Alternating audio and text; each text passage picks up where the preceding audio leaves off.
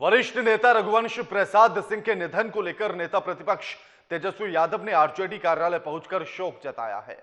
कहा कि उनके निधन से पार्टी को एक बहुत बड़ी क्षति हुई है। हम अपने आप को कभी अकेला नहीं समझते थे, क्योंकि उनका साथ हमेशा मेरे सिर पर रहा है। जब वो दिल्ली एम्स में भर्ती थे, उनसे मिलने के लिए हम दिल्ली भी गए थे और उनसे मुलाकात भी हुई थी। आपको बता दें कि हमने उनसे आग्रह किया था कि जल्द स्वस्थ होकर पटना आए और पार्टी का हौसला बढ़ाएं। तेजस्वी ने कहा कि अब हमारे पिता जेल में थे तो हम लोगों के परिवार के साथ मजबूत स्तंभ के तौर पर वही खड़े थे।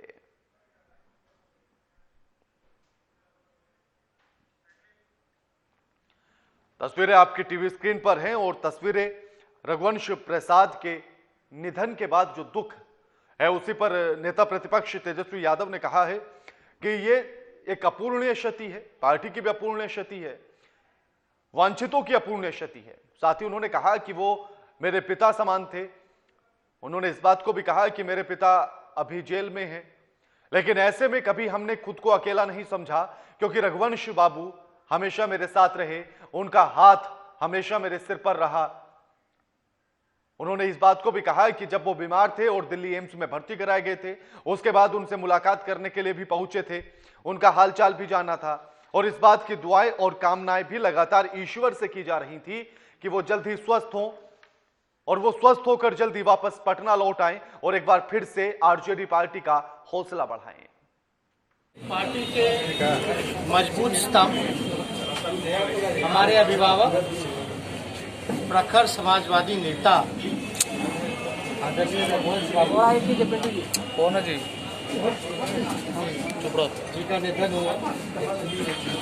पूरी पार्टी मरमाहत है, सब लोग शोक में हैं। कुछ दिनों पहले हमारी मुलाकात उनसे हुई थी दिल्ली के एम्स में। हम स्वयं जाकर के उनसे मुलाकात की। अरे पूरा फ्रेम आ जा रहा है, किसका है ये? हमने कामना की थी कि जल्द स्वस्थ होकर के वो लौटे, जल्द शीघ्र स्वस्थ हो। उन्होंने कहा था मुझसे कि जल्द स्वस्थ होकर के आकर के संघर्ष मिल करके हम लोग करेंगे। शुरू से ही लगातार हमारे पिता का आदरणीय लालू जी का क्या रिश्ता थोड़ा सा खाली हाथ हटा दीजिए, हाथ हटा दीजिए प्लीज। छुपा हुआ नहीं है और हमेशा से एक अभिभावक के रूप में हमने उनको देखा है। जब शारीरिक रूप से हमारे पिता हमारे साथ नहीं रहे तो हमेशा आदरणीय रघुवंश बाबू जी एक पिता के रूप में, एक अभिभावक के रूप में वो हमारे साथ खड़े हैं।